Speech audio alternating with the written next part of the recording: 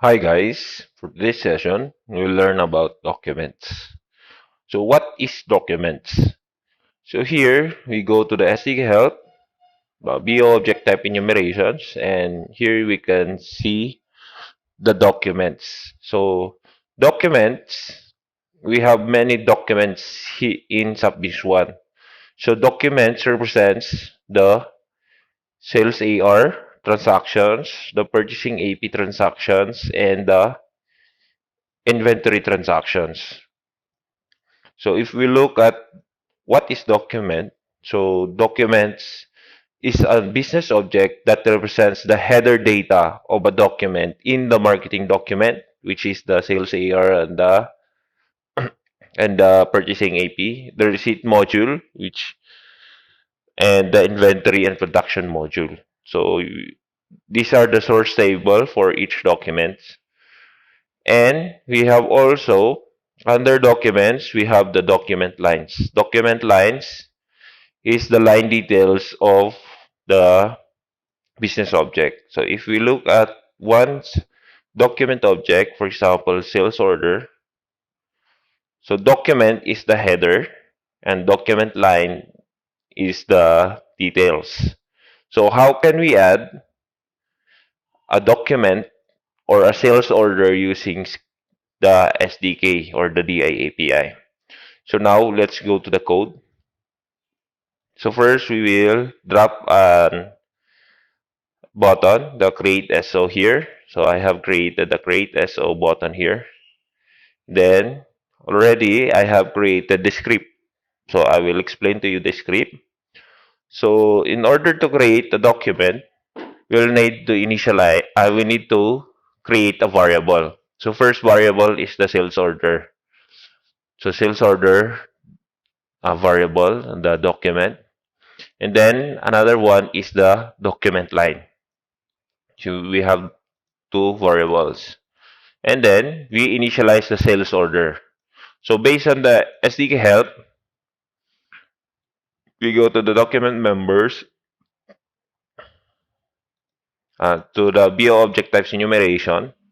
So sales order is line is this one.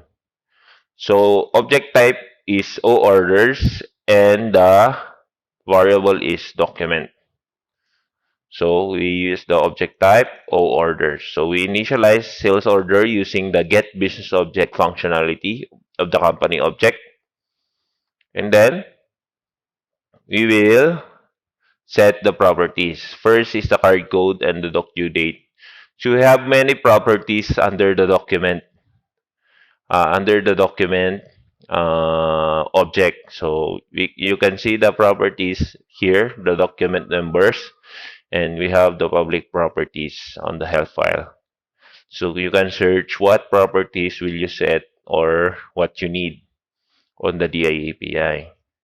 Then today we will only set the card code and the doc due date, which are the mandatory. Okay, based on the SAP One documentation. And then after we set the mandatory properties, we set the document, we initialize the document lines. After using the O sales order dot lines.